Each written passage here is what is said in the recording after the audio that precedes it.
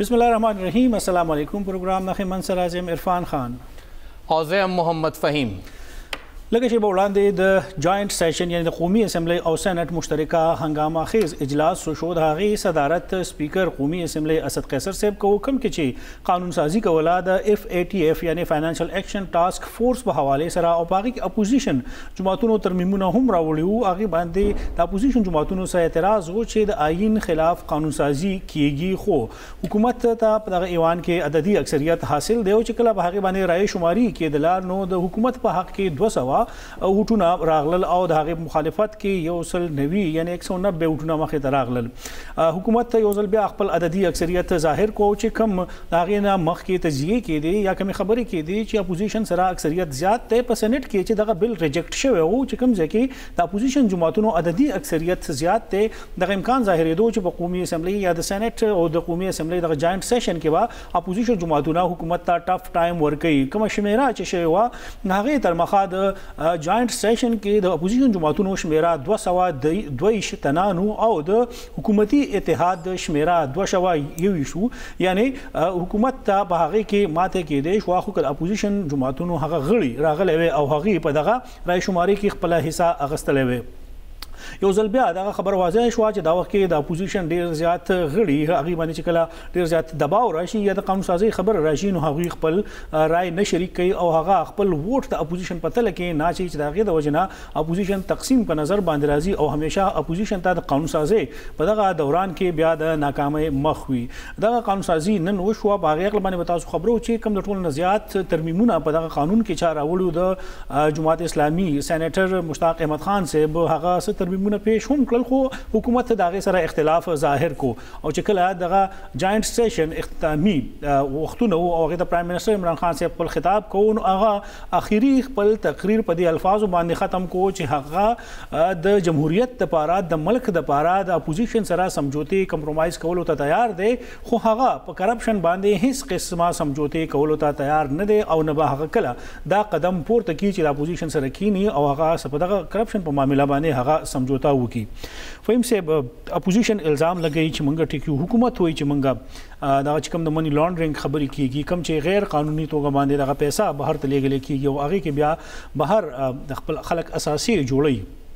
दागे दो द्रगोल द पारा मंगा दागा कानून साजी को पाकिस्तान बनी आलमी दबाव हम दे the financial action task force से आगा मंगा पर ग्रे लिस्ट को ब्लैक लिस्ट तरफ तजू और मंगा पता के बांधे की गो चीज़ मंगा कम दलता अस तंजीमों दी और दागी से किस्म सरगर्मियाँ दी और कम तजकोना फंडिंग की दागे मंग सरस रिकॉर्ड नहीं ब्याच कम दे जैना बाहर जहीन होता पैसे ले गले की दागे हम मंग सरा शांति से रिकॉर्ड नहीं बायत चिकम इदारी मौजूदी the security exchange commission of Pakistan दे साइफाई दास्तान नेब देस्तान और इदारी दी अखकारी दा चागा हम पलिटोल सीजन के नाकाम शवी दे हुकूमत बल यो मुअस्सर कानून रावलो चटोलो सीजन मखनीवे वकी दे रोकथाम वकी खो अपोजिशन वही तासो बांधे दबाव द अमरीके दे या द चा हम दे और तासो द हागुई पर दबाव के दगा किस्म कानून साजी कोई दागे हम तासो तकल हम इजाज़त न दरको इजाज़त न वर्को हुकूमत पर कानून मंजूर को इरफान साहब दे वक्त के कम हाउस के पोजीशन दे कमूंगा हुकूमत और अपोजिशन तो गुरुन द अपोजिशन तादाद चे दे आगा लस कसान द हुकूमत ना ज़्यादती हो हुकूमती टोल कसान रागलियो अपोजिशन के कम कसान गैर हाजिर आगुई वले रानल और ब्या चे स वक्त के दा कानून साजी के दा नो अपोजिशन ब्या वाकआउट वले काओ चकमुंगा टोल हालात गुरु नो दना दा खबर अखकारी च अपोजिशन हुकूमत सर रजा वा अपोजिशन मतलब मुस्लिम लीग नून और द पीपल्स पार्टी खबर दा बड़ो जमातुन आगा से आए के दना अवली फुर्सत की अपोजिशन तरह नाकाम इख्तियार दा वो कुछ कला तहरीक रा गए तहरीक पेश हो पागे माने कला वोटिंग शो न प वोटिंग के द हुकूमत द वोटुन शमेरा 200 हुआ तला द अपोजिशन जमातुन योसल नवी यानी 90 हुआ तला अपोजिशन तो पता हो लगे तला हुकूमत पदी वक्त के ज्यादा न कबिया पदा कानून के तरमीम शेख रातलो बेता सुबह के तरमीमुना कवल कपागे बाने वोटिंग के दोनों हुकूमत अक्सरियत ज़्यादा इरफान साहब दुमरा आसान हम नवाज तते गले होंदे बार उजे अपोजिशन क्लियर अरसूशी फ़हिम से मंगा कम चे तरीक़े कार दे कानूनी तरीक़े कार दे नागे मुताबिक हुकूमत अददी अक्सरियत हासिल हो वही दगा कानून अगर तरीके से पास कवले शो का अपोजिशन नास हम वे कहावी हंगामा हम कवले कहावी खपल तरमीमों पेश कवले न पेश कवले और कहावी वॉकआउट करे हुए खुद वॉकआउट के दो न बाद शहबाज शरीफ से और बिलावल से मुश्तरका प्रेस कॉन्फ्रेंस को हगी वही जो हुकूमत जमंगा तरमीमों व नवरेदल कहावी तो यदि खबर एहसास हो कि दुई नास थी हुकूमत सरहदी अक्सरियत थे बाहर रहूतल यकीनन हगी वो बदे बाने सियासत कोलो दे दबारा बे जवाज खामखा हगी जोड़ी जमंगा खबर तासो पखपला असेंबली का वर्कड़े हम दा बराबर हम कतले दा चे दे वक्त के कला हम यो कानून साजी कीगी और कानून रोडली कीगी और तासो पाए के मुखालफत के वोट वाना चाहे न बिया रिकॉर्ड के सराजी वोट ने शे मुखालफत की हमसे मकसद सीनियर सहाफी दे इस्लामाबाद ना पार्लियामेंट द डेरे मुदरा से हगी कवर कई हगी न मदागी नजर अखलू अस्सलाम वालेकुम मतीन हैदर साहब।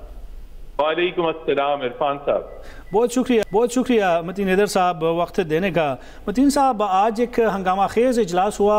जॉइंट सेशन था पार्लियामेंट का। अपोजिशन की वजह अगर देखा जाए तो उसकी अक्सरियत ज़्यादा थी, उसके बावजूद उसको कम वोट पड़े। क्या समझते हैं आप, अपोजिशन भी दबाव का शिकार है?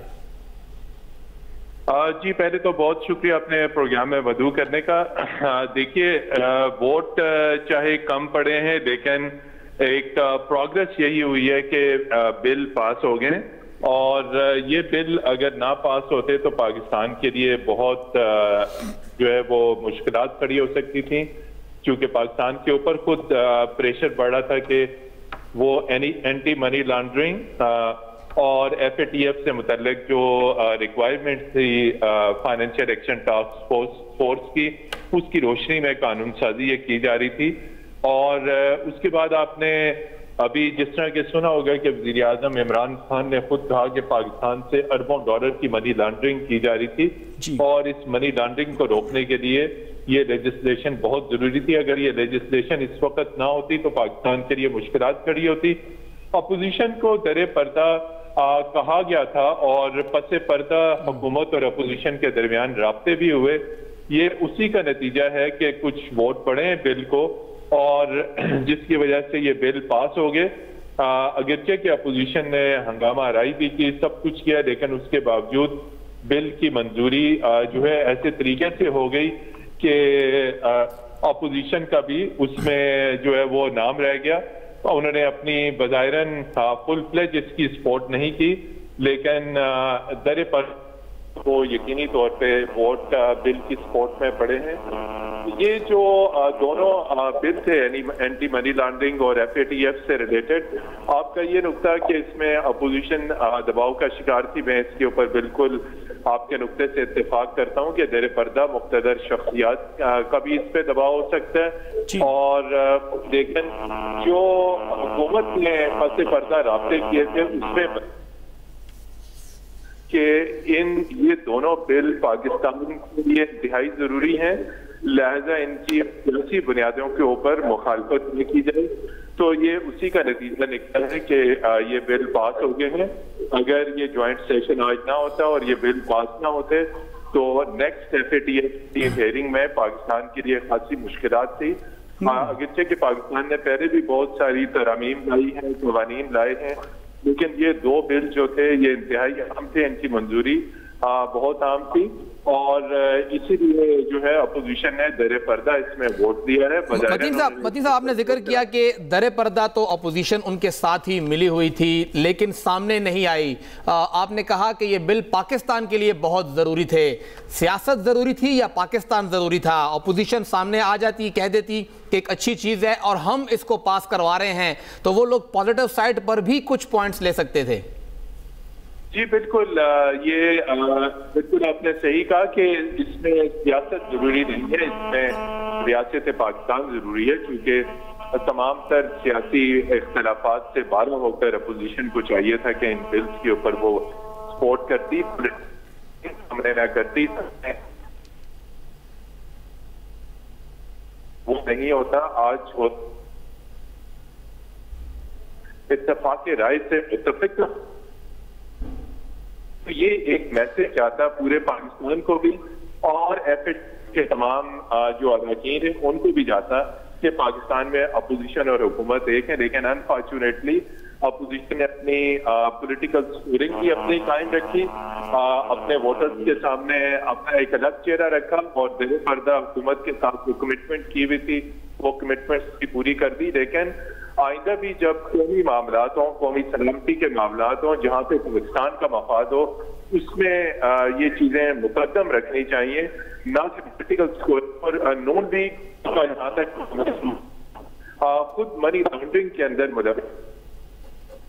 मतीन साहब, आपकी आवाज़ थोड़ी कट रही है, दोबारा कोशिश करेंगे हम आपसे रब्ता करें कि थोड़ी सी आवाज़ आपकी क्लियर हो सके। इरफान साहब कम खबर चुदियो कड़ा अपोजिशन असम रजा हुकूमत सरा राय वोट वर्के लग गया नो मखामा खराशा और दुनिया तदा हुआ कि हुकूमत का दा कानून साजी कई नो दा जमा पवैना बांधे कई लग्या दे दा असर जम रस्ता कोम जका कई लग्या दे और जरा पाकिस्तान दा पारा दा अर्स कोम नन के इमरान खान साहब दा हुई च ज दा पाकिस्तान दा पारा जमहूरियत दा पारा अपोजिशन सरा के नास्तेशम नो दगा खबरा क दगा शहबाज शरीफ साहब कड़े बिलावल सेब कड़े हुए नो आई बबर कोटेशी भी नु आई वक्त नोरम खशबो चलो का दाकस खपल मुखालिफ सरा कीनी और बे हुकूमत इस तरह नास तमो खुद सियासत हर जे की वले मख तरौड़ी तर पाकिस्तान द पारा मणो मख नाराज खबर दादा पाकिस्तान द पारा सुख हम आगे शांतिकार न कई कम चकोल पकार दी तोस मोच प 2005 की चार्टर ऑफ डेमोक्रेसी साइन शे हुआ बे हागे से उशु हागे से हशर न शुरू हो पाकी ज पकम रुखतो बाने इत्तेफाक शे हो द पीपल्स पार्टी और द मुस्लिम लीग नून खिलाफ 2008 इंतखाबात न बाद बिया पीपल्स पार्टी मुस्लिम लीग नून द योबल खिलाफ कम जे के वलाड़ू तास वागो गोरे नन चकम प्राइम मिनिस्टर इमरान खान साहब खबर कई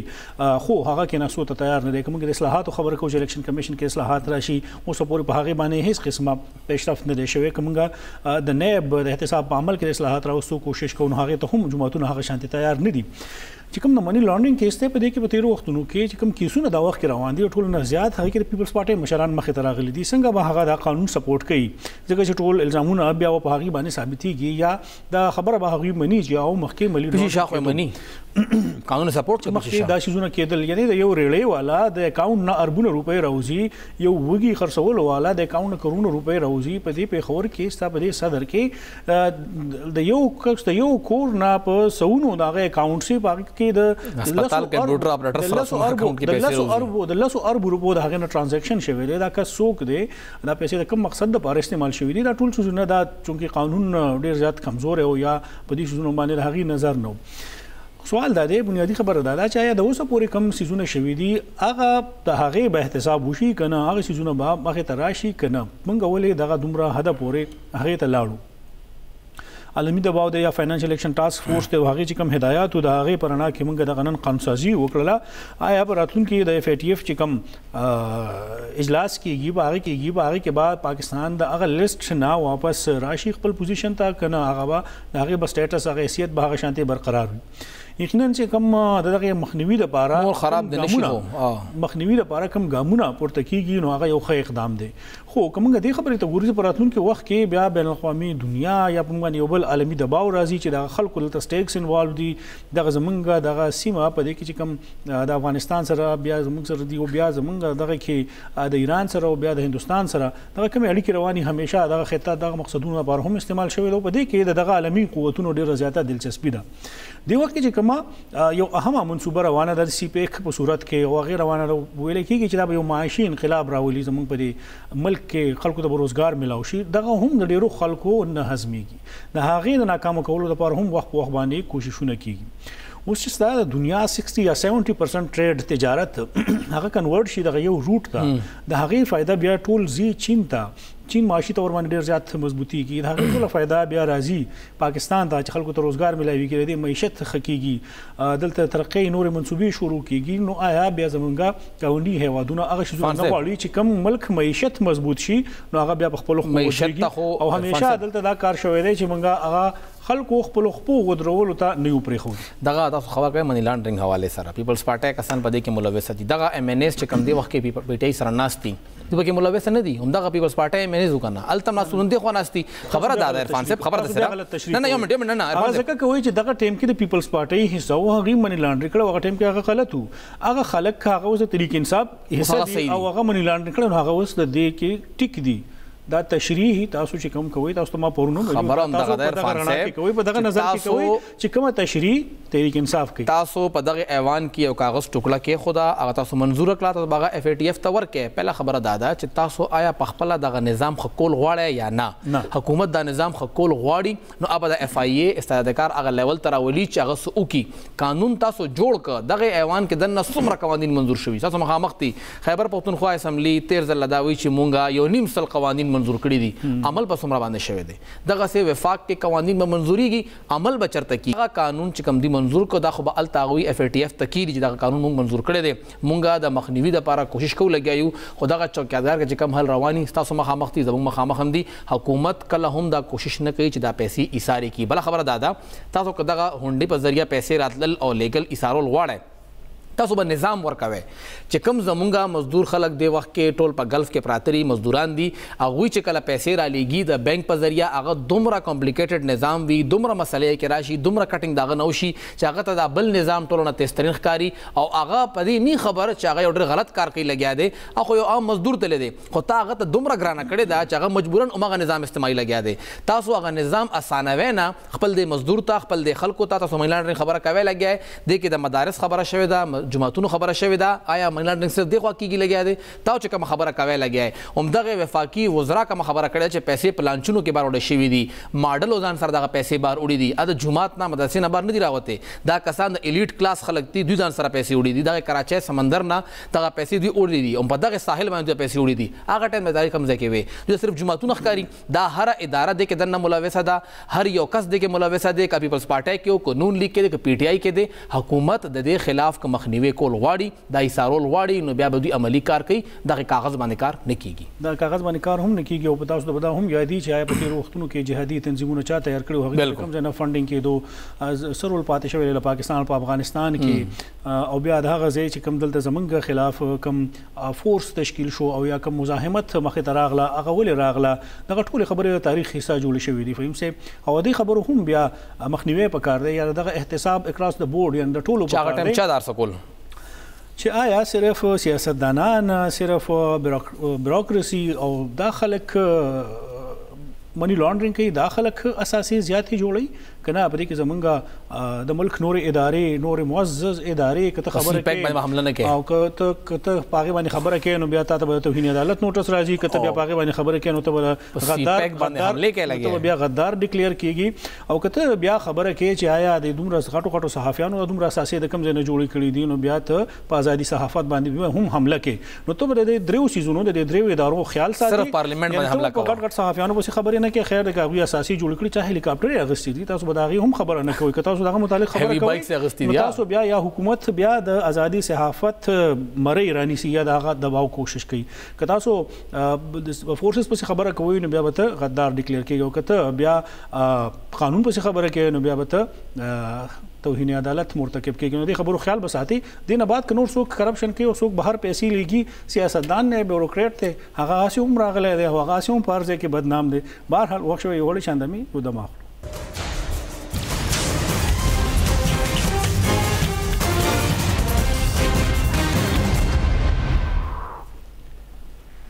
تاسو پروګرام کې ځل بیا کړی وایو عرفان صاحب لږ کوشش وکړه اپوزیشن غړو کې ټولو خبرې وکړې چې کم کس لګي کولو خبرې وکړې دای لګي خبرې او چې دا قانون سازي حواله سره د جماعت اسلامي صوبایي امیر سېنیټر مشتاق احمد خان صاحب سوینا وکړه او هغوی بیا سپیکر ته سوې او سپیکر د هغوی ترامیم سره سوکړل راځي چې وورو क्लास 6 में और क्लास 8 में आपने मुझे बोलने का मौका नहीं दिया आपने रूल्स रेगुलेशन को बुलडोज किया आप एफएटीएफ की गुलामी में इस पार्लियामेंट के तौहीन कर रहे हैं और आपने अमेंडमेंट मूव कर रहे हैं तकरीर करना है मुझे बताएं आपको अगर तकरीर का शौक है तकरीर ना करें अमेंडमेंट मूव करें प्लीज मुझे तकरीर का शौक नहीं है मैं अपने राइट को इस्तेमाल कर रहा हूं तुम्हें अपनी गुलामी का शौक है ना उस चीज के अमेंडमेंट मूव नहीं किया है नवाए पुट क्लास नवाए मूव करो प्लीज मुश्ताक साहब मूव करें जी I beg to move that Islamabad Capital Territory Waqf Properties Bill 2020 as passed by the National Assembly and rejected by the Senate in Class 8, the subsection 2 shall be omitted. Minister Sahab, Advisor Sahab, do you oppose it? Do you oppose it? Yes, I will oppose it. Why not? Now I put the amendment as moved by Senator Muhammad Mushtaq Khan to the House. The question is that the amendment as moved be adopted. All those in favor, please say aye. All those that say no. I think the noes have it and consequently the amendment is rejected. Reject show or no ډېر زیات خلک وو عرفان صاحب د نو आवाज رښتا ډېر زیات وو د اس وجه سره ډېر لګو بالکل چې کله پاسې دل هغه خو کم د حکومتي غړي وو چې کم د مشتاق صاحب هغه کړه نو یقینا حکومت د هغه مخالفت کول او اپوزیشن په خپل هغه خبره مکړه وي FATF په غلامه کې د پارلیمنت توهین کیږي لګیا دی هغه دا خبر هم وکړه چې تاسو د دستور پاکستان یا آئین پاکستان متصادم قانون جوړوي قانون سازي کوي یا دا کوي بهر حال اپوزیشن سره هم لارې کولاو دي که هغه د سپریم کورټ کې چیلنج کوي یا د دې متعلق څه هم کوي خو په دغه معاملې کې مونږ کتلې دي چې اپوزیشن جماعتونه څنګه متین صاحب وې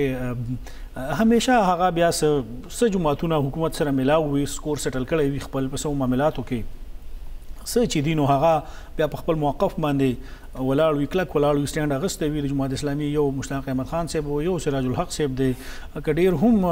خبرې وکړي که ډېر هم ترمیمونه راوړي نو هغې سره حکومت اتفاق نه کوي یو ټرک خربوزول یو چاکو ډېري فهم صاحب چې کوم بیا دغه هنګامه وشوله حکومت هم د دې خبرې احساس و چې په سنټ کې د هغوی دغه شیزونه مسترد شو د هغې مخالفت وکړو هلته اکثریت زیات دی هلته هم هغه شانتې خلک راغلل چې کوم د اپوزیشن سټرنث دی کم تعداد دا خبره ده ولې غیر حاضر وو دومره کسان دي چې هغوی وایي چې زموږ سره 55 یا 55 تعداد دی د اپوزیشن سینیټرز راځي بیا هلته ووټینګ کېږي نو هغه 40 خلک راځي آیا دا نور خلک چېرته دي آیا د اپوزیشن جماعتونو په خپلو ممبرانو په خپل سینیټرانو باندې کنټرول نشته دی دا نشي راوستلی دی نو خو هم دا ظاهرېږي دوه غټ جماعتونه دي پیپلز پارټي او مسلم لیګ نون د هغوی زیات سینیټر غایب وو او تاسو ته به ټیک یاد وي کوم چې بل موږ سیګمنټ کوو د دغه اپوزیشن جماعتونو چې راتلونکي کوم لایحه عمل دی یا به دوی څه کوي دغه شانتې دوی یو ټرای په سینټ کې هم کړی وه هلته هم دوی د ناکامۍ ښکار شو باقاعده یو مشترکه پریس کانفرنس وشو او وویلی شو چې کومو کسانو غداري کړې ده یا هغوی بغاوت کړی دی ووټ هغوی یا نه دی ورکړی یا یې د حکومت په تله کې اچولی دی هغوی نومونه به موږ مخې ته راوړو څه وشو کال تیر شو آیا مسلم لیگ نون او پیپلز پارټي د دې خبرې جوګه ده هغه دومره دا سټینډ اغستی شي یا هغه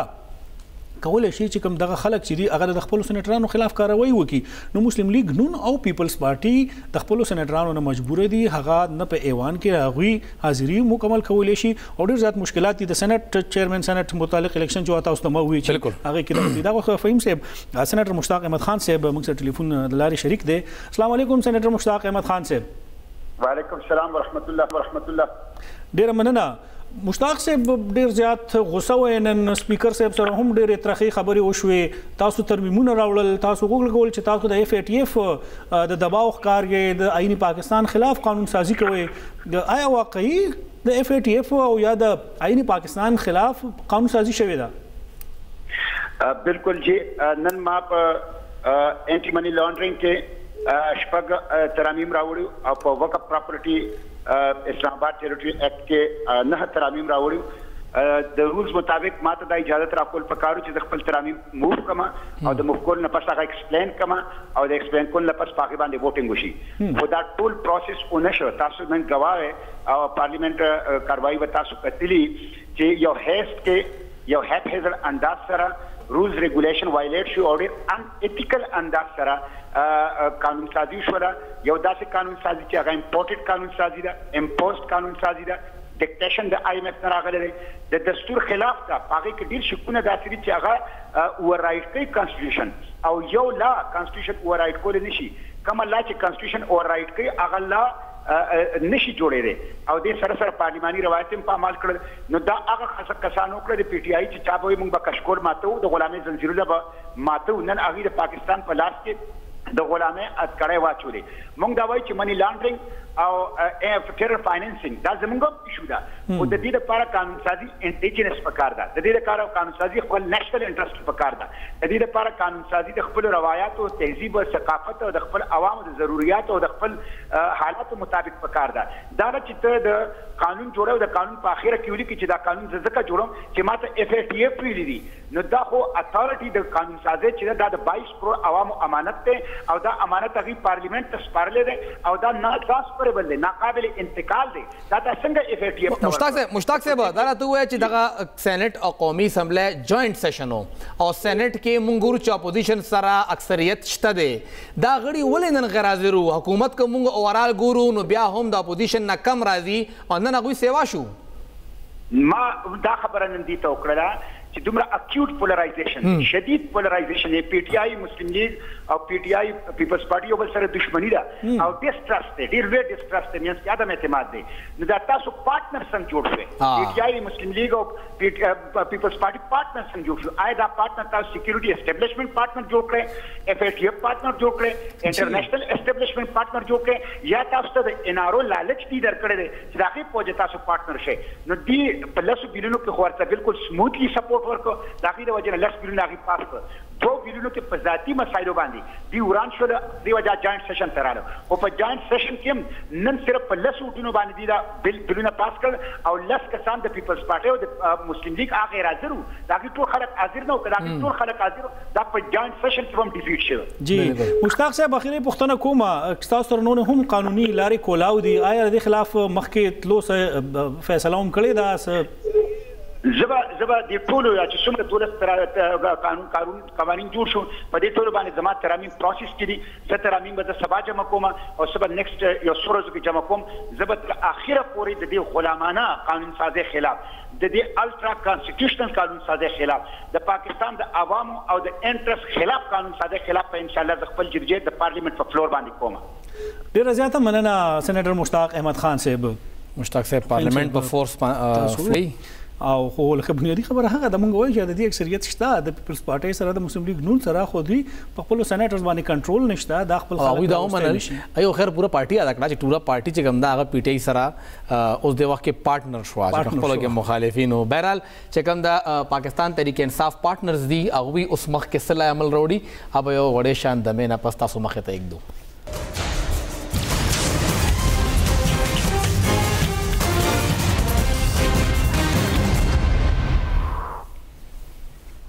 تاسو په پروګرام کې یو ځل بیا هرکلی وایو عرفان صاحب څه په ایوان کې دننه وشو او خیر چغې سورې وواله شوې خو چې کله بهر راووتل نو ټوله غوسه چې کوم وه هغه په یو کمزوري کس لاړه لکه چې اوبه ځي نو ټیټ ځای باندې زور کوي او اپوزیشن دا وایي چې سپیکر موږ سره ډېر زیاتې وکړه ته چیرمین سېنیټ ته خو څه نشو ویلی وزارت ته هم څه نشو ویلی نو بس غریب سپیکر راګیر کړه او موږ د خلاف اوس خپل یو لایعمل مخې ته راوړو او شهباز شریف صاحب دا وایي چې اوس به مونږ خبره مخته کوو چې اخر دا ولې د پارلمان کاروایي دوی د خپل لاندې کړه او ټول رولز دوی ختم کړل مونږ ورسره رضا وو په دغه ترمیمونو باندې خو حکومت په حکم باندې سپیکر چې دی هغه موږ له موقره نه کړه ټول حدونه ختم کړل نو سپیکر صاحب په دې کې څه غلطۍ دی چې کوم تاسو په خپله پرېښودل بار ووتی سپیکر ذموار شو فهم صاحب یو خبر دا تاسو مو وی چې کوم د چیرمن سېنیټ الیکشن شو کوم خفیا بیلټ او په هغه کې د اپوزیشن کوم شمیره وه هغه چې زموږ سره 55 تنان دي یا څومره هم دي یا 15 یا 15 نه زیات دي اتحادي جماعتونه ټول چر ټول شي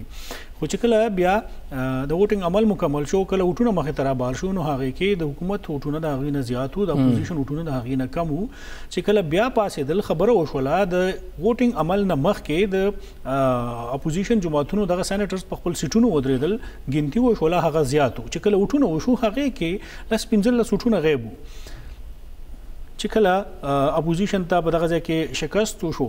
او هغوی پاسېدل او یو ځل بیا هغوی دننه لاړل او دغه ټولو جماعتونو خپل پارلماني پارټي اجلاس راوغوښتو او په هغې کې شمیره وکړله هغه تعداد بیا هلته ناستو پوره نو یعنې دغه خلک چې دي هارس ټریډینګ شوی دی آیا دغه خلک پیسو اخیستلی شوي دي دغه سېنیټران په پیسو خرڅ شوي دي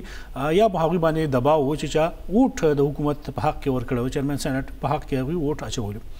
اوس خبر راځي د اسد قیصر صاحب د بدلون دلته هم طریقې کار هغه دی خفیا بیلټ به وي اپوزیشن خو وایي چې موږ کشمیره کې ډېر ګڼ یو آیا اپوزیشن دا همت لري چې دغه کم تحریک راوړي عدم اعتماد د سپیکر خلاف نو آیا دا به دوی کامیابۍ ته ورسوي که نه یو ځل به دوی بیا هم د ناکامۍ سره ښکاري لږه شمیره دا که موږ وګورو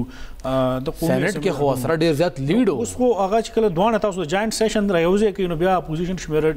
زیاته جوړیږي چې کله د قومي اسمبلی چې بدلی قومي اسمبلی فرق وي او آیا سوال دا دی چې دا بیا کیږي که نه دویم خبره که د دوی دغه خواهش پوره کیږي کوم چې خواهشات ته اوسه پورې یو هم نه پوره شوی حکومت باندې هغه یو فشار اچي یو دباو اچي که بیا الیکشن کیږي حکومت سره بیا اکثریت سی واده نو بیا بل سپیکر د هغوی راځي نو بیا باید هغه متعلق هم دوی عدم اعتماد تحریک راوړي بهرحال په دې سيزونو باندې لګیا د سیاست کیږي خو مهم خبره به موږ هغه ته ګورو چې کوم د آل پارټیز کانفرنس راځي کیږي په شلم ستمبر باندې دوی یو تاریخ خودلو ویل شو چې دا بلاول کور کې بلاول هاوس کې په اسلام آباد کې بیا مقام بدل شو ویل شو چې ته ډیر زیات ګڼ خلک راځي نو په یو مقامي هوټل کې به موږ دا غونډه الته وکړو چې کوم رهبر کمیټه دا اپوزیشن جماعتونو ټول په هغه کې شریک دي په نقطو باندې یا د هغه په نقاطو باندې اتفاق ناراضي هغه شروع د ورځې نه چې کوم مولانا صاحب موقف ته حکومت بالکل ختم کړي دوباره انتخاباتو کې یا سدي اپوزیشن وي یا مسلم لیگ نون یا پیپلز پارټي وي چې موږ د غیر جمهوریت اقدام حصہ نه جوړیږو چې موږ یو داسې طریقې سره حکومت استابلایز کوو مسلمي دا وایي چې د حکومتي پارټنرز دي بهرحال دا اوس د اپوزیشن جماعتونو په هغه باندې منحصر ده چې دوی پراتون کې د آل پارټیز کانفرنس کې څه فیصله کوي آیا واقعي دوی څه ایکسټریم تزي کنا دوی هم هغه شانتي روایتي خبرې کوي په هغه نقطو باندې اختلافي یو ورځ آل پارټیز کانفرنس وشي پریس کانفرنس وشي وایي چې موږ به دا خبرې کوو او دا غي نه بعد بیا هیڅ هم ونشي افغان صاحب غب شپ لګي یو ماحول جوړ شي په دام ډېر غټه خبره ده چې لک خپلو کې راغون خوشي او بل خو ګوري بهرحال اوس به وړه شان دماغ لو بیا مون خبره کوو چې د خیبر پختونخوا خلکو ته په 80 ارب روپو کې چې کم 3 ورځې دغه بي ار ټي ملو شو لکه د یو ورځ 2 ارب روپے دوی ورکړي اوس هغه بي ار ټي ایثار شو اخر ولې وړه شان دمه نه پس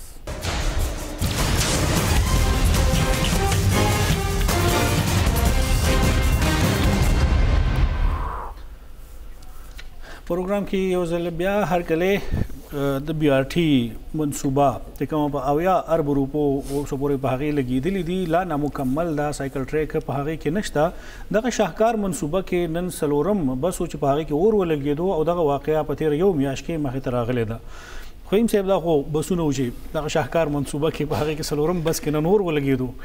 دوه درې بسونه د دې مخکې خراب شو تھرد جنریشن والا بس دا هغه بسونه دي چې حکومت وی چې منګه د یو منصوبه جوړ چې دا به منګه خلکو ته خایو چې بي ار ټي خلک څنګه جوړي یقینا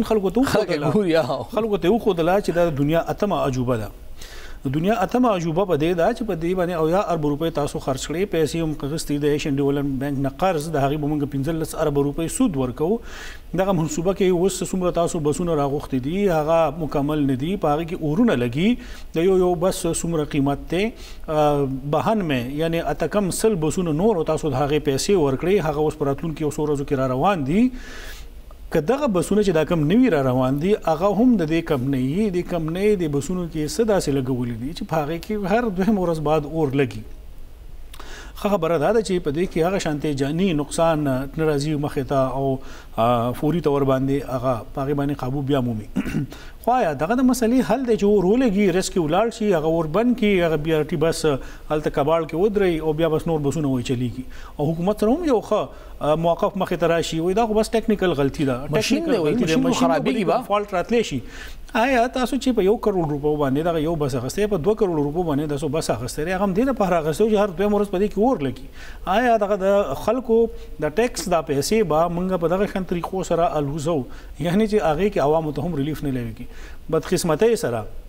خا منصوبه د عوامو ته یو خصه فری سہولت ملاو شوې دی یا په هغه کې سفر کوي تاسو یو میاشغه منصوبه ونه چلوله او تاسو د هغه سرویس ارزي تور باندې معطل کو په یو داسې وخت کې چې کله د کرونا پاندیمک ختم شو تاسو سکولونه کالجونه یونیورسيټانه کولاو کړی او بیا دغه شانتي روزانه بنیادونو باندې خلک زی اوس دغه سرویس تاسو معطل کو د پیښور نور ټریفیک چې دی هغه الریډي تاسو ختم کړی دی یا زیات خلکو په خپل باندې خپل بسونه وګني ختم کړی نو سبا چې دغه خلک راوځي هغه ته د سفر د پاره سہولت نوي بسونه نوي راويږي نو هغه خلک به بیا سایکل ټریک هم بند کو او سایکل ټریک خو چې جوړ شوی بند به کی نه یو سرویس کو پکا دي چې وی کنه سایکل خو کوم څه راکړي وي بهرحال فهم درینیم سو سایکل راغوستي بهرحال فهم سه نوې حکومت او نوې تجربه وي هغه به باندې کیږي هغه به باندې وشوي قسمته نه د 80 ارب روپۍ من قرض واغستو دا به هم ورکو 15 ارب روپۍ به سود منګه هم ورکو دا منصوبه لا مکمل نه ده خلکو د هغې نه هغه شانته مستفید نشو هغه پیسې ولنه د راشو پکې ټول خلکو پکې خوبونه کړی دي دلته به ټیکټ واغست هغه حیدرآباد ته ولاړل په 50 روپۍ کې غنټه خوب هم خو کولې وک اسه مم کور کې بجلی نه و بل عرفان صاحب تاسو کوم خبره کوي لګیا ہے د وخت کې ترانس پېښور سوي چې موږ ټول بسونو معاینه کوو اوس ولې کوي شروع کېدو نه مخکې ولنه کوله نن 3 ورځې یو میاش او 3 ورځې دا سرویس او چلېده او که یو اندازم لګو نو د یو ورځ موږ نه سره پاسه 2 ارب روپۍ دغه منصوبې او خوړې او دغه بسونه چلېدلې څومره دي او خلک پکې څومره ناست دي بله خبره دا ده چې کوم دی باندې دوی سبسډي ورکړې وه چېرته لاړې دغه حکومت پهلنی بس چې کله اوس وځېده نو کامران بنګش صاحب اعلان هم کړو چې تحقیقات به کیږي او دا ولې خراب شو پته به لګي آخر دی کې دنه څه کم فالټ دی چې نن هلته هفتې نه بره وشو هغه ټیم ناست دی هغه بس کله بره ګوري کله لاندې ګوري کله دننه ورځي کله د هغې یو پیج کړوي کله بل کولاوي اوسه پورې تحقیقات پوره نشو چې د بس کې دا اور لګېدلې څنګه و آخر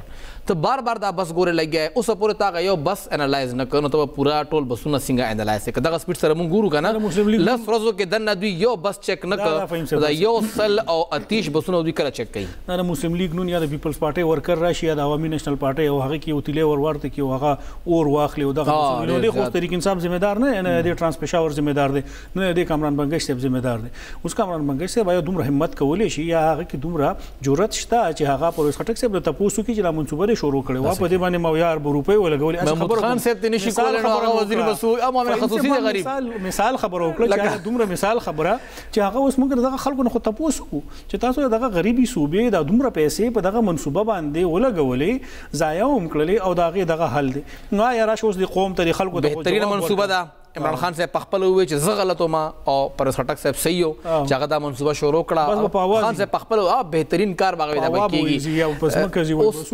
پورې دا خبره فائنل نشوه چې دا آخر منصوبه رسونه پیسو ده چې کوم صوبایي اسمبلی کې دستاویز راغلی وایي هم دا کلکولیټر سه حساب کتاب ګډوډ تاسو د پی ډي ان ال 15 ارب روپو ځمکه نیولې دا غي ته هم پیمنټ نه دی دا هغه پیسې دي چې په دې کې مونږ نه شامل او دا خو د سایکل ټریک تاسو وایي چې د نیمه نه زیات هغه اوس پورې پاتې دی دا به تاسو بیا خپل هغه چې کوم دا بسونه یو نیم کال مخکې راوړي دغه بسونه یو نیم کال مخکې راغلی دلته ولاړو دغه سایکل هم دوی یو نیم کال مخکې راوستی وي اوس پورې سایکل ونه چلې دی آخر دوی روډ سره پاره دي صرف خلکو ته فوټوان ښیي چې موږ دا شی ګوره روډ او بس اوس ګوره او بیا خلک سوي چې پوزیشن سوځي حکومت ته سره یو جواز شته چې اوس دا خبره وکړي که حکومت دغه نه تپوس وکړي چې دا منصوبه چا شروع کړې ده او چا په خپل مرضي او په خپل خواهش شروع کړې ده انډیویژوالي د هغې انفرادي په دې کې ډېره زیاته دلچسپي وه څه دلچسپي وه موږ په هغې باندې خبرې نه کوو دلچسپي خلکو د پاره سہولت ورکړي خلکو د پاره سہولت نور څه دلچسپي وا اته کې زموږ روډ ډیر زیات کولاو لکه بر تانګ کو لکه سټریټ شي نو دا خبره به هم ټیک وی چې ما خو چې کله معاهده کوله نو بسونه خو ټیک ټاک اوس په دې کې اور لګینو دی خو زه نه یم ذمہ دار اوس دغه کمپنۍ دغه بسونه جوړ کړي دا خو دغه ذمہ داری نو آیا باغ ټیم کې دا سوچ نه کوو چې دا کمپنۍ د کم سټانډرډ دا کا یا دغه شانتي د عالمي معیار سټانډرډ دغه کمپنۍ وا نو په دې کې دا وری په دوه مدرم ورځ بعد په دې کې دا اور لګي وجوهات سدي آیا هغه وجوهات او موږ دا ویل چې یو هفته شو ټیم راغلی نن دا ویلې شو چې بل ټیم به بیا راځي او هغه به د ټولو سيزونو معاینه کوي تاسو خبره کوي لګي اطلاعات مطابق چې سباله ایډیشنل چیف سیکریټري شکیل قادر صاحب په مشره کې هنګامي اجلاس راغوښتل شوی دی پای کې به ترانس پېښور سی او یا د سیکریټري ترانسپورت او دغه خلک به هم یو دغه جایزه باغستل کیږي چې دا سيزونه ټول ولیکي چې کوم ما تاسو کړو یو دوا لکپوي خلکو هغه د وچ کم دی ویل کوي چې کم دا تھرد جنریشن مونږه بسونه روړي دي دا بسونه د پیښور موسم سره بالکل هماهنګ نه دي دا بسونه د خوان نشي چلي دا ای وینا وخیر باقی حکومت په خپل دا رپورټ به تیار شي پته بولګي چې کم دوی خبره کړې وه چې دا به یو هایبریډ بس وي او ډېر خاص طریقې سره به بیټري هم وي فیول به هم وي او دا به چلیږي او انتهایی کم خرچه به کېږي پیښور ته دوی هغه پهلنی پروټوټایپ چې راوړی تاسو یاد شي پهلنی بس راغلی دې لپاره دوی راوړی چې موږ به چک کوو چې آیا دا بي آر ټي دغه بسونه پیښور دپاره موضوع دي او که نه دي او که اوس په دې وخت باندې چې کله یو سل او یو کم دیش بسونه پیښور ته راغلي دي او اوس دوی دا وایي که دغه رپورټ راغی چې دغه بسونه پیښور دپاره صحیح نه دي نو بیا به ذمواري څوک پوره کوي مهم سبا سره خدای یاره د الله دې نه کړي الله دې نه کړي چې داسې وشي چې دغه بي آر ټي منصوبې نه هغه جي ټي ایس سروس یا هغه سیسټم جوړ شي هغې حشر نشر شروع کې هغه هم ډېر ښه خو آخري کې بیا څه وشو دا خو شروع کې هم ښه نه نو زه تاسو هم دغه خبره کوم چې په دې باندې تاسو دومره پیسې ولګولې او د دې دغه شانتې حالت روان وي چې هر دغه کې یو بیا تاسو عرضي طور باندې سروس هم معطل کوي 100 रोज़ पूरे बदा मुअत्तली ददी हम पता न लगी 100 रोज़ बता सो पूरा इंस्पेक्शन कोई ददी हम पता न लगी यो हफ्ता वशवा और लगे दले बस के धागे तहकीकात मुकम्मल नशूद आया सनवे द एटम बम फार्मूला तैयार हुई तासो सनवे रॉकेट साइंस दे दा कमत से खबर खबर अदा चता इरफान से दे वक्त के मुंगसरा द ट्रांस पेशावर तर्जुमान उमर खान साहब रागले दे स्टूडियो के मुंगसरा मौजूद है। उमर साहब बहुत शुक्रिया आपने हमें वक्त दिया, हमारे स्टूडियो में तशरीफ़ लेकर आए। पहली बात तो ये कि जो पहली बस में आग लगी थी वो कहाँ तक पहुँची, अब तक उसका इंस्पेक्शन कहाँ तक पहुँचा है, कोई रिपोर्ट सामने आई है या नहीं, और अब जब तमाम बसों का इंस्पेक्शन होगा तो कितने वक्त में होगा? जी बहुत शुक्रिया। सबसे पहले मैं आपको शुक्रिया अदा करना चाहता हूँ जो पहले बस में आग लगी जी, उसके बाद जो दूसरी बस में आग लगी जी। इसके हवाले से लोगों की सेफ्टी पे कोई कॉम्प्रोमाइज़ नहीं किया जाएगा जी, और सेफ्टी के पेश नज़र इसको मलूज़े खातिर रखते हुए इस सिस्टम को मतलब बस सर्विस को आर्जी तौर पर मुअत्तल किया गया। इसमें जो सिफारिशात थी वो बस बनाने वाली कंपनी की भी थी कि इसको आर्जी तौर पर मुअत्तल किया जाए ताकि तमाम जो बसें हैं बशमूल जो 2 बसें जिनमें आग लगी थी और उसकी मुकम्मल और जामे मुफस्सल अंदाज में तहकीकात की जा सकें ट्रांसपेरेंट मैनर में, ताकि किसी भी किस्म का जो फॉल्ट है वो आइडेंटिफाई हो सके। बज़ाहिर जो है वो मैन्युफैक्चरिंग फॉल्ट लग रहा है अपेरेंटली, लेकिन इसकी जो मुकम्मल तहकीकात के बाद जो रिपोर्ट मुरतब कर ली जाएगी उसके बाद ही हम कुछ कह सकेंगे। मीनवाइल जो लोगों की सेफ्टी को पहले प्रायोरिटी में रखते हुए उसको मलूज़े खातिर रखते हुए सिस्टम को आर्जी तौर पर मुअत्तल किया गया। जो तमाम बसें हैं ये वारंटीमर हैं। और उमर साहब जो आप कह रहे हैं मैन्युफैक्चरिंग फॉल्ट लग रहा है, और ये तो है कि 128 बसें मंगवाई गई हैं, तो ये तो फॉल्ट तो फिर सारों में होगा। जी बिल्कुल, मैं आपको बता दूं कि जो 128 बसें थीं उसमें से अनफॉर्चुनेटली बदकिस्मती से 2 बसों में आग लगी और 2 बसों में जो मामूली चिंगारी थी वो बस में मौजूद आले की मदद से बुझा ली गई। अब चूंकि मुस्तकबिल में मुसाफिरों को किसी भी किस्म की दुश्वारी या नाखुशगवार वाक़े की सूरत में उनको सामना ना करना पड़े, इस हवाले से इस सिस्टम को आर्जी तौर पर मुअत्तल किया गया और तमाम बसों की असर नौ तहकीकात करने के बाद, क्लियरेंस करने के बाद इसको वापस बहाल किया जाएगा। और मैं बताता चलूँ आपके तवसत से जो बस बनाने वाली कंपनी के जो ऑफिशियल्स हैं, जो उनके नुमाइंदगान हैं, इंजीनियर्स हैं, वो पहले भी पेशावर आ चुके हैं और आज भी पेशावर पहुंच गए हैं। जुमे के दिन बस में आग लगी थी, जुमे के दिन, आज उसको 6 दिन मुकम्मल होने को हैं। वो तहकीकात कहां तक पहुंची? एक बस का मुआयना करने में इनको 6 दिन लग गए हैं। 128 बसों का मुआयना करने में हमें कितना टाइम लग सकता है और कब तक सर्विस मुअत्तल रहेगी? देखें जी, मैं आपको बता दूं 128 बसें जो हैं ये आवाम के लिए ही हैं और उनको जो पुराना सिस्टम से उसे निजात दिलाने के लिए BRT बनाएगी। और ये इसमें हम सेफ्टी पे कॉम्प्रोमाइज नहीं कर सकते कि हम सेफ्टी पे कॉम्प्रोमाइज करने को तो हम आज भी चला सकते हैं। अभी दिनों में तहकीकात कहां तक पहुंची? मैं आपको ये बता रहा हूं कि हम बसें आज भी चला सकते हैं, ये नहीं कि हम नहीं चला सकते, ये चला सकते हैं, लेकिन हम सेफ्टी को कॉम्प्रोमाइज नहीं करेंगे। जो तहकीकात हो रही है जी बड़े मुफस्सल अंदाज में हो रही है, उसमें कोई एलिमेंट मिस नहीं कर सकते। बज़ाहिर जो मैंने आपको बताया कि वो बस मैन्युफैक्चरिंग का इशू है, लेकिन उसमें प्रोविजन ये भी हो सकती है कि वो एक्सटर्नल एलिमेंट भी हो, किसी ने कोई शरारत भी की हो। अगर तो बस मैन्युफैक्चरिंग फॉल्ट होगा तो उसकी रिप्लेसमेंट एज पर कॉन्ट्रैक्ट और वारंटी में भी है तो वो होगी, और ताकि मुस्तकबिल में किसी और बस में इशू ना आए, तो इसलिए इसको पहले हमने आज तौर पर सस्पेंड किया। उमर साहब, आप ठीक कह रहे हैं कि बस आप कल भी चला सकते हैं, जो लोगों की ज़िंदगी है उस पर आप कंप्रोमाइज़ नहीं कर सकते, लेकिन अगर बस आप चलाएंगे तो आपको भी यही खदशा है कि उसमें फिर आग लगेगी, इसलिए आप नहीं चला रहे। ये बताइए कि ये जो 18 मीटर और 12 मीटर की बसें हैं उसकी एक बस की मालियत कितनी है? जी मैं आपको बता दूं कि जो 12 मीटर और 18 मीटर की बसेस हैं, जैसे आपने खुद फरमाया कि हम लोगों की ज़िंदगियों से नहीं खेल सकते, उनको सहूलत देने के लिए, उनको जहमत देने के लिए तो ये सिस्टम नहीं बनाया गया, पहली बात। और जब ये इस तरह का कोई वाक़या रूनमा होता है तो उसकी प्रॉपर मुफस्सल इन्वेस्टिगेशंस भी होती हैं। और जहाँ तक रही मालियत की बात, तो जितनी भी मालियत की ये बस होगी, अगर वो ये बिल्कुल वारंटी में है और कोई भी फॉल्ट होगा तो ये जो मुतलका जो बस बनाने वाली कंपनी वो उसको रिप्लेस करने की जिम्मेदार है, इसको सही करने की जिम्मेदार है। अंदाजा है बस की कीमत का? जी बस जितने की भी होगी, मैं आपको 12 ये बता रहा हूँ, उसको प्रॉपर तरीके से उसको इन्वेस्टिगेशन के बाद रिप्लेस किया जाएगा। कितनी है? 1 करोड़ है, 2 करोड़ है, 3 करोड़? नहीं, ये इस टाइम जो एग्जैक्ट इसकी मालियत है वो मेरे पास एग्जैक्ट डिटेल नहीं है, लेकिन जैसे अच्छा उमर साहब हमारे पास वक्त की थोड़ी सी कमी है। आपने जिक्र किया कि सर्विस हमने आर्जी तौर पर मुअत्तल की है, कोई अंदाजा है 1 दिन बंद रहेगी, 2 दिन, 10 दिन, 12 दिन?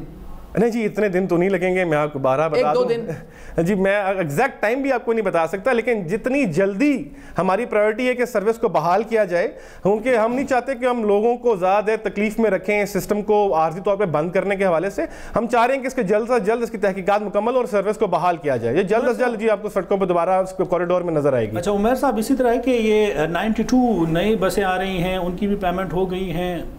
क्या ये सच है?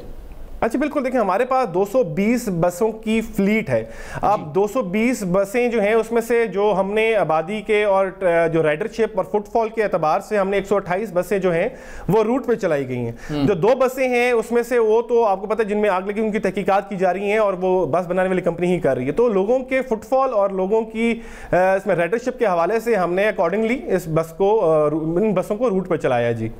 नहीं तो नई बसें आप मंगवा रहे हैं, 92 बसें उनकी भी पेमेंट की हैं, वो भी यही कंपनी की हैं? जी बिल्कुल, देखें एक कंपनी से ही कॉन्ट्रैक्ट हुआ और ये हाइब्रिड बसेस हैं, क्योंकि ये डीजल और इंजन वाली हाइब्रिड बसेस हैं। ये पेट्रोल की तो मुकम्मल है नहीं ना, मुकम्मल डीजल की हैं, तो इसीलिए प्री एम्प्ट अप्रोच। मैं साहब छोटा सा जवाब दीजिएगा, अभी इस वक्त बसों में लग रहा है कि फॉल्ट है, तो क्या वो 29 बसें हमने हॉल्ट कर ली है कि नहीं, वो आ रही हैं और ये 129 भी चेक हो रही हैं? जी 29 नहीं है जी, 92 बसें जो हैं। हाँ जी टोटल जो 220 बसों की मैं बात करूंगा। तमाम बसेस में दोबारा असर नौ तहकीकात हो रही हैं। अगर तो कोई मैन्युफैक्चरिंग डिफॉल्ट हुआ तो वो इसीलिए इसको आज तो आपने मुअत्तल किया कि जो मजीद बसें भी अगर आएंगी, ये मजीद बसें भी जो हमारी हैं, जो रूट पर भी हैं, जो टेस्टिंग फेज में भी हैं, ताकि उसमें से भी इस चीज़ को रेक्टिफाई कर लिया जाए, टाइमली कर लिया जाए। बहुत शुक्रिया उमैर साहब, आपने हमारे साथ थे और आपने हमें बताया कि किस तरह सब कुछ प्रोग्राम वो खत्म अंदाजा होना चाहिए। हुकूमत तहकीकात की हिदायत तहकीकात बकल राजी अब हम तो प्रोग्राम वो खत्म इजाज़त रखे। अल्लाह पामा।